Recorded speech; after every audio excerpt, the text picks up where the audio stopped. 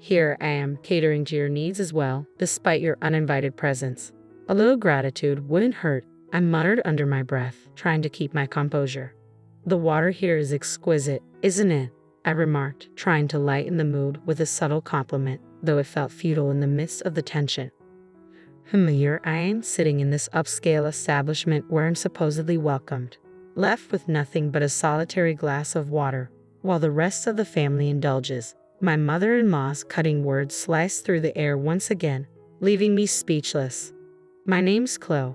Fresh out of college, I dove headfirst into the corporate world, dedicating myself to sales ever since. Despite my achievements, my parents incessantly badger me about settling down. Succumbing to their persistent pleas, I reluctantly signed up for a matchmaking service at the age of 37. I married Ricky, who happens to be 5 years my junior, thinking it would ease my parents' worries. Little did I know, a sudden trial awaited us. Ricky's company folded amid an economic slump. Thankfully, between our combined incomes and my prudent savings, we managed to weather the storm. I encouraged Ricky to take on the role of homemaker temporarily until he secured another job. Admittedly, his domestic skills leave much to be desired, but having someone manage the household while I support us financially is a relief. Despite my extra effort and overtime to enhance sales materials and earn performance bonuses, months passed with no sign of Ricky's willingness to re-enter the workforce. When I suggested he consider part-time work, Ricky brushed it off, deeming it unsuitable for his future aspirations. As time wears on, Ricky grows increasingly agitated whenever I broach the subject of his job search. While he may appear unperturbed, still receiving unemployment benefits, his prolonged unemployment leaves me on edge. Eventually, Ricky begins to make demands for money, hinting that his savings from his bachelor days have evaporated. Though I never knew the extent of his savings, his post-marriage spending habits seemed extravagant.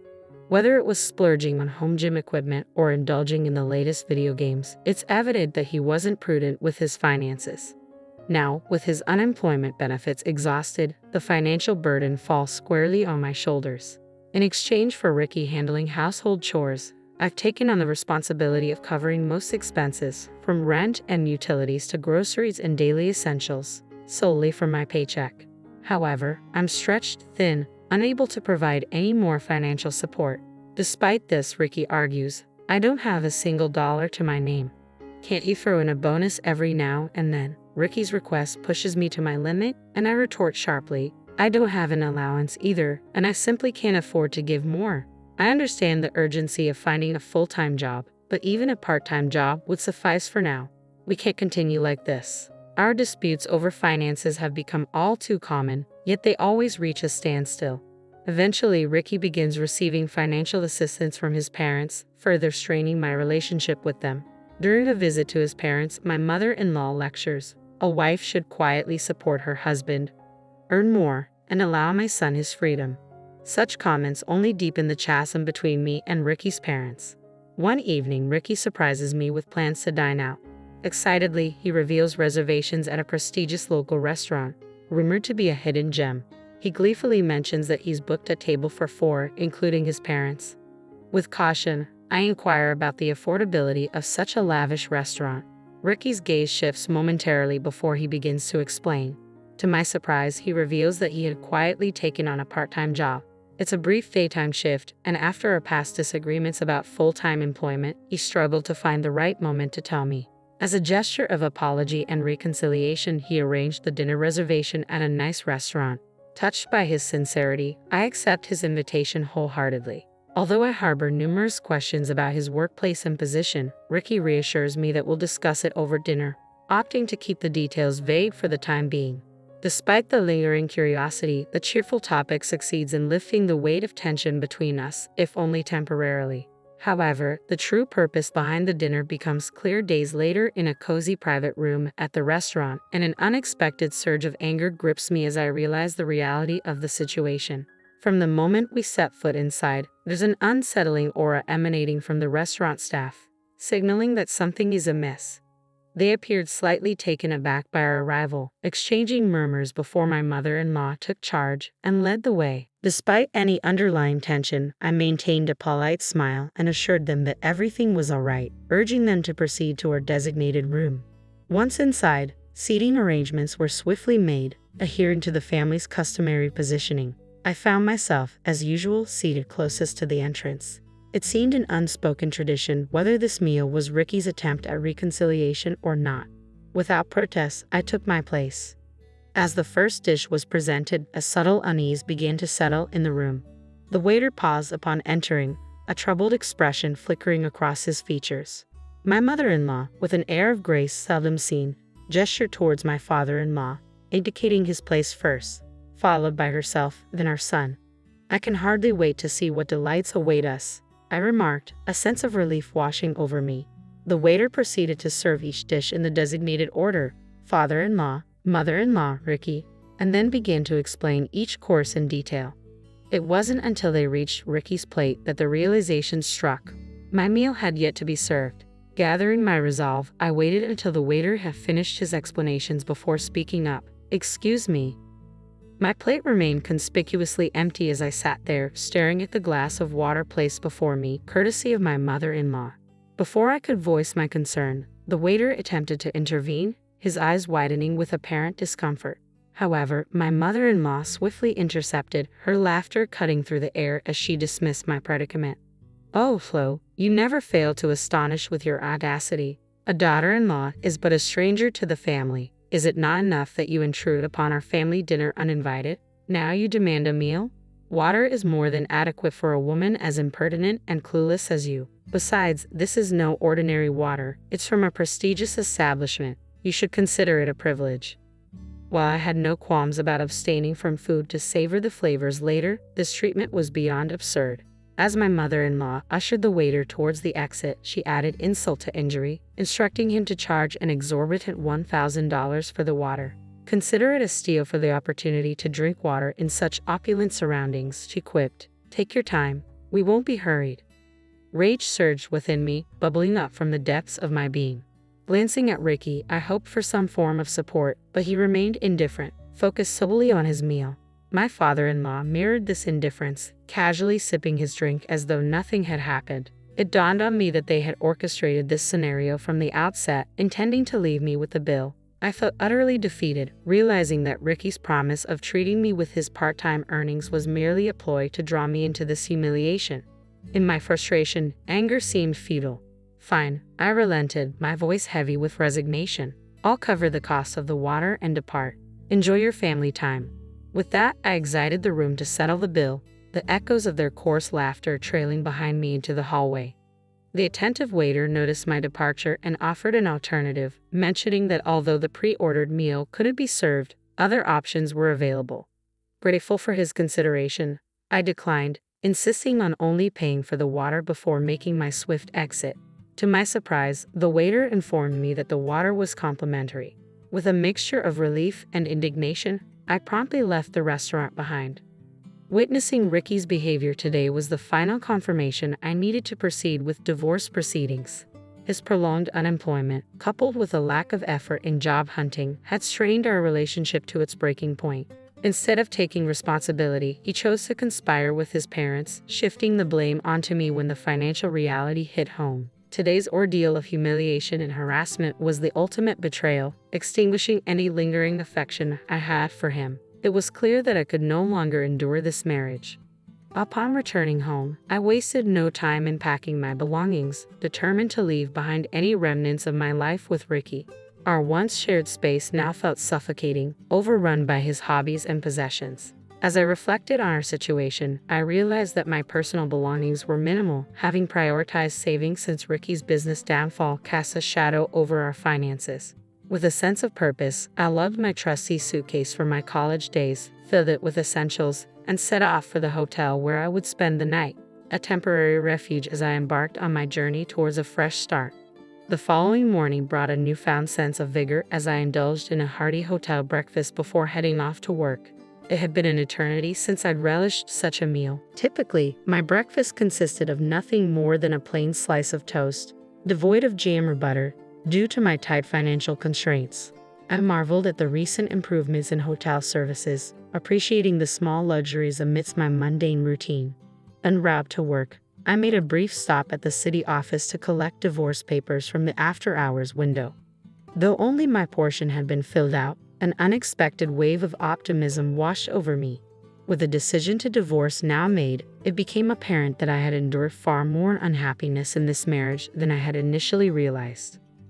Upon arriving at the office and immersing myself in work, I couldn't help but notice a disturbance emanating from the neighboring department. As the clamor drew nearer, gradually encroaching upon our own workspace, I exchanged curious glances with a colleague seated beside me. Before long, the disruption reached our department, accompanied by a familiar voice calling out my name. "Hey Chloe, come out here. You can't just disappear because you didn't come home. Mom and Dad are willing to forgive you if you return and apologize." My heart raced as I stood up, utterly flabbergasted to see Ricky and my in-laws standing at the entrance of my office. Their hostile expressions only intensified upon locking eyes with me, and they wasted no time in making a beeline towards me. My mother-in-law thrust a receipt from the previous night's dinner into my hands. "I explicitly instructed you to pay $1,000 for that water, didn't I? You, the wife of my son, have orchestrated this deceit." Their accusations pierced through the air, disregarding the attention drawn from my colleagues. Ricky and my mother-in-law continued their tirade, their voices echoing through the office, while my father-in-law adopted his customary innocent bystander demeanor, just as he had the day before. The audacity of their actions left me speechless. It was incomprehensible that they would go to such lengths, even taking time off to confront me in my workplace. Yet no matter how forcefully they pushed, I remained resolute. "If I'm deemed a stranger to your family, then why should I be held accountable for the meal?" I retorted, my voice firm. "I refuse to tolerate this harassment in my workplace. Should you persist in causing disruption, I will not hesitate to involve the authorities." A sudden sense of dread washed over me as I realized Ricky's intentions.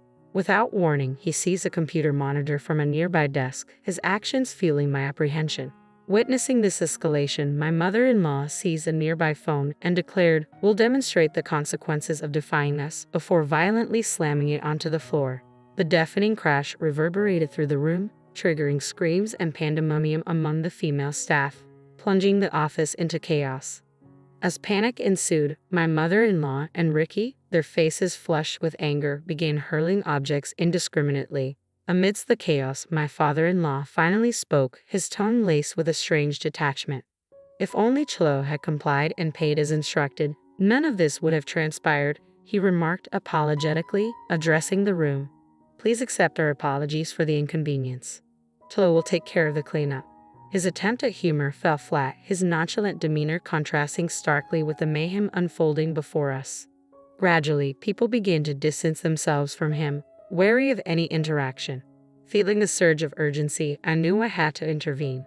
Amidst the chaos, I raised my voice, imploring Ricky and his cohorts to cease their destructive rampage.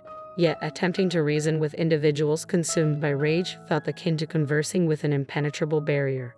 Frantically, I reached out to grab Ricky's arm in a bid to make him listen, but before I could even make contact, the situation took a dramatic turn. Suddenly, the room was flooded with the presence of police officers, their arrival signaling a swift end to the turmoil. It appeared that someone from the adjacent department had alerted the authorities upon witnessing the mayhem unfold. Ricky's accusatory glare pierced through the chaos, his enraged voice cutting through the cacophony. "You called the cops," he bellowed before launching a punch towards me. In an instant, 3 officers swiftly intervened, swiftly restraining him and bringing him to the ground. It was a scene straight out of a television drama as they proceeded to arrest him on the spot for assault. Later that day, a surreal convergence occurred at the police station, where the company's CEO, myself, and Ricky's parents found ourselves gathered. The company promptly filed a report detailing the property damage incurred during the chaos. Seeking legal counsel regarding the harassment and tumultuous events, I faced the challenge of substantiating certain claims, particularly regarding the incidents at the restaurant and Ricky's financial negligence.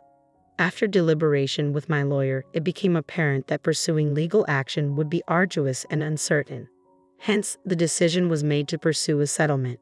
Negotiations became complex once Ricky secured legal representation, but eventually we reached an agreement for a divorce devoid of asset division, coupled with compensation for the emotional distress inflicted by Ricky's workplace violence. Meanwhile, the assault case concluded swiftly, culminating in compensation for the injuries I sustained within 2 months. Regarding the damages incurred by the company, all legal battle seemed futile and potentially detrimental due to the risk of negative publicity. Thus, the company opted for an out-of-court settlement, prioritizing damage control over monetary gain, ultimately agreeing to a substantial settlement sum in lieu of legal action.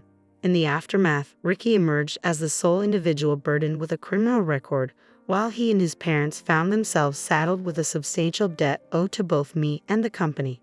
Struggling to fulfill their financial obligations, they resorted to tapping into their retirement funds, leaving them financially destitute. In a last-ditch effort to salvage Ricky's prospects, his parents orchestrated his return home and utilized their connections to secure him a position at another company. However, this newfound opportunity proved short-lived. Unbeknownst to them, Ricky's new employer maintained business ties with my company. Upon learning of Ricky's tumultuous history, exacerbated by rumors circulating about his volatile behavior, the company's CEO swiftly took action to protect their reputation, prompting Ricky to resign from his position. With little recourse, Ricky retreated back to his familial abode, abandoning his latest employment endeavor. As word of his criminal past began to circulate within the neighborhood, it eventually reached the workplace of my in-laws, further tarnishing their reputation. Now not only associated with harassment, they found themselves branded as individuals harboring a dangerous and destructive individual who had invaded their daughter-in-law's workplace.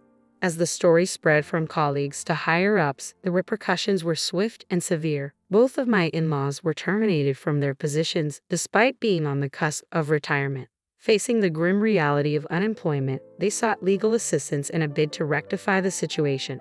Conversely, I opted to forgo further legal action, realizing that I no longer needed additional reports and recognizing the futility of hastening into marriage. Fortunately, the pressure from my parents to tie the knot has ceased. It's possible they harbor a sense of remorse over the incident, as they've refrained from broaching the subject altogether. While I empathize with my parents' predicament, I can't help but feel relieved by the newfound freedom from matrimonial expectations. Instead, I've redirected my focus towards making amends and contributing positively to the company I inadvertently troubled. Immersed in new projects, I find myself experiencing the most fulfilling days of my life, embracing this newfound sense of purpose and fulfillment.